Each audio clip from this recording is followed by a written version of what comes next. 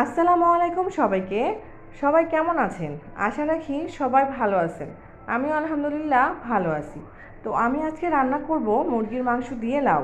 তো রান্না করার জন্য প্রথমেই আমি পেঁয়াজটাকে ব্রাউন করে ভেজে নিয়ে আদা রসুন বাটা, হলুদ গুঁড়ো, মরিচ গুঁড়ো, জিরা গুঁড়ো এবং ধনিয়া গুঁড়ো এবং লবণ দিয়ে ভালো করে মশলাটাকে কষিয়ে নেব।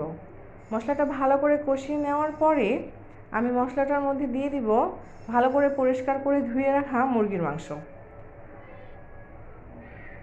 তো মুরগির মাংসটাকে অবশ্যই ভালো করে কষিয়ে নিতে হবে।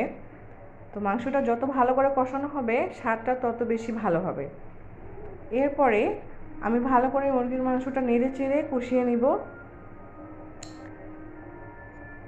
কষিয়ে নেওয়া হয়ে গেলে আমি এতে অ্যাড করে দিব কেটে রাখা লাউগুলো দিয়ে ভালো করে নেড়ে চেড়ে আমি ঢেকে কোনো পানি অ্যাড করব না। লাউয়ের পানি যেটা বের হবে ওটা দিয়েই ভালো করে সেদ্ধ হয়ে যাবে। এতে করে স্বাদটা অনেক ভালো হয় এবং খেতে অনেক মজা হয়। লাউয়ের তরকারিতে আপনি যদি পানি ইউজ করেন তাহলে সেটা খেতে একদমই ভালো হয় না। তো আমি তারপর দিয়ে নিব গরম মশলার গুঁড়ো, দিয়ে আমার তরকারিটা হয়ে গেল। তো সবাইকে আল্লাহ হাফেজ।